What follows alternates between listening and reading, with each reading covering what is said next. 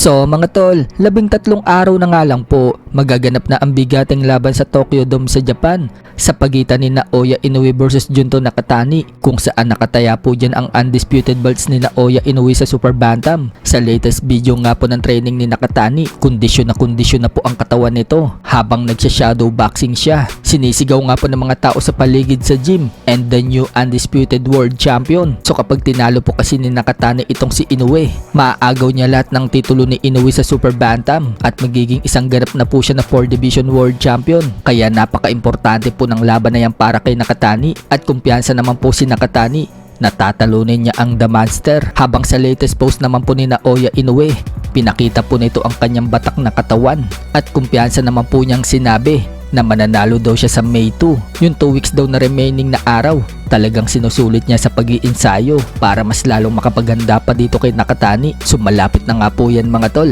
May matutulog kaya sa laban na yan? Lumalabas nga po na Yamado itong si Naoya Inoue, habang dihado naman po si Nakatani. Sa tingin natin mga tol, kapag nanalo po dyan si Nakatani, magkakaroon pa yan ng rematch. Pero kapag si Inoue naman ang nanalo, wala nang magiging rematch. At katulad ng sinasabi ni Inoue, nalalaban pa siya ng isa pang beses sa Super Bantam bago siya tuluyang umakyat sa featherweight division. Sa kabilang banda naman mga tol, Manny Pacquiao, sinabi na gusto daw niyang fighter si Naoya Inoue. The way daw itong lumaban. Sinabi din ni Manny Pacquiao na si Inoue daw ang pinakamalapit sa estilo niya na fighter sa ngayon dahil yan sa bilis, footwork at lakas ni Inoue. Ganyan na ganyan po kasi si Manny Pacquiao noong kabataan niya, at noong lumalaban si Manny Pacquiao sa mas mababang dibisyon, pinagmalaki pa ni Manny Pacquiao na tinuruan umano niya si Inoue ng tamang pagbato ng suntok noong pumunta siya dati sa Japan. Sa ibang banda naman mga tol, Kenneth Luber nag-uumpisa ng maghanda sa laban niya sa June 6 sa Japan kontra dito kay Michael Angeliti para sa title eliminator sa IBF Bantam. Tumatakbo nga po sa bundok si Luber at hindi nga po itong makakalaban ni Luber.